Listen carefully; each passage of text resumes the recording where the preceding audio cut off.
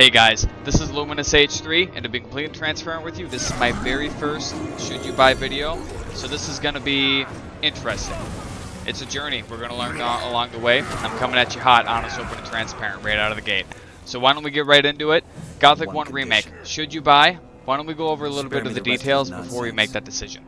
How dare you Gothic 1, the remake, is a hardcore RPG with no hand-holding. You're going into this and your guy literally is a nobody. And you're going to learn that from right in the beginning of the game. They're going to show it to you real quick. The first thing that I really want to touch on is the graphics in the world. This is built ground up from Unreal Engine 5 and it is absolutely beautiful. Breathtaking. Exploration is very rewarding. You are always finding interesting things, finding a potion, maybe some food. Every once in a while you find a weapon as an upgrade.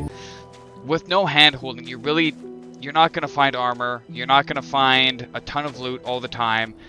It's going to be a lot of going into places that are beautiful, getting distracted, and then having a mob come out of nowhere and kill you. They literally tell you to save often because you're going to run into a lot of the hardcoreness of this RPG. All in all, the world and the graphics are stunning, and it's very incredibly easy to get immersed into this from a graphical standpoint, because you can just get lost looking at the water because it's absolutely beautiful. The next thing that I really want to touch on is the progression. As I mentioned, you go from nobody to hero, literally. You are somebody that gets kicked into this and you don't even know how to use a sword, so your guy's over here going with a sword, and it's just what it is, right? Your guy doesn't know how to use it, and you feel like it's all clunky. And this is one of the biggest controversies of this game because it feels clunky. When you start out the game, it feels like the combat sucks and your guy doesn't know what you're doing. But that's because he literally doesn't know how to. You actually have to find people in this game that are willing to teach you how to do it, at the cost of nuggets, of course, which is the currency in the game. Show me how to fight with two-handed. As you level up, you gain learning points that will allow you to spend on these learning, right? There's a lot of different routes you can go. One-handed, two-handed, magic, alchemy, climbing, scroll crafting, blacksmithing, and more. I mean, there's a lot of different things you can do in the Gothic remake in terms of how you want to build your character.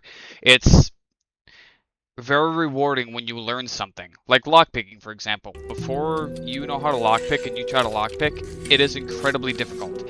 Once you learn the first level of lockpicking, it becomes way easier. It's a world of difference. That's because your character actually learned how to do it, so you're better at it. The next thing I'm going to touch on is the factions. These factions are going to determine how your game is played. The early game, you're really taking the time to explore in the areas that you can and go around all of the camps. Talk to people, steal things if you're going to do that. I know I did. I made a lot of money doing it, especially at the swamp camp, because we'll go over that in a second.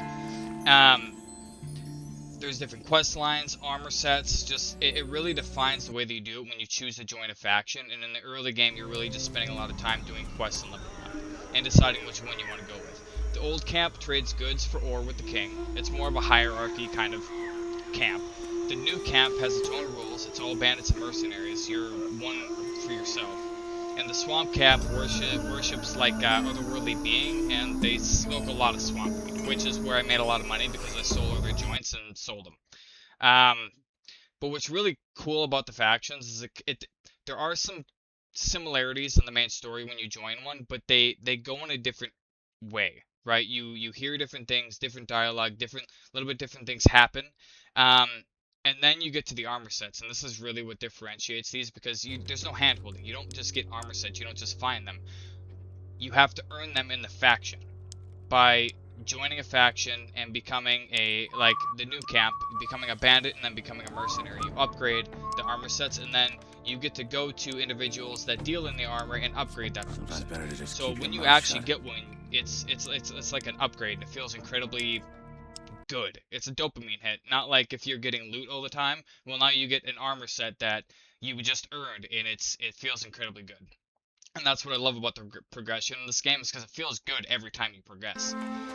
Now, one thing that we should talk about is that this is not a AAA title, so you're going to run into some jankiness.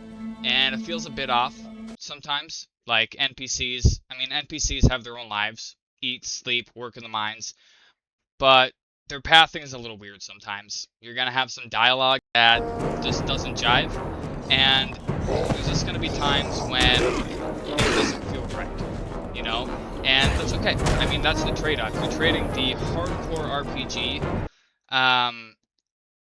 for a little bit of not so much smoothness. The quality of the RPG is there, it's just not as smooth as if it were a AAA title.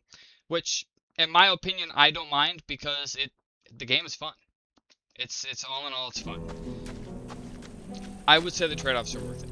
Now, if we're looking at should you buy Gothic 1 Remake, well, I think it falls into two categories. One, if you're somebody that really enjoys a hardcore RPG with no hand-holding, no quest markers, where you have to explore the world and just kind of find things on your own, and you can walk into areas and get absolutely decimated, and then go away for a while, progress, get your armor sets, find new weapons, and then come back and absolutely decimate those areas like a hero or a god, this is the RPG for you. I would recommend buying it. Now, if you're somebody that really enjoys hack and slash, you enjoy a lot of action, you enjoy a lot of loot, a lot of chests, a lot of rarities, this probably isn't the kind of story for you. It's not very linear, it's not all over the place, you go places and explore. And if that's the case, then I would recommend not buying it. Now, all in all, I think it's a great game. In my opinion, they did a great job, and I'm really looking forward to seeing how they update it, and I really hope they release a second one.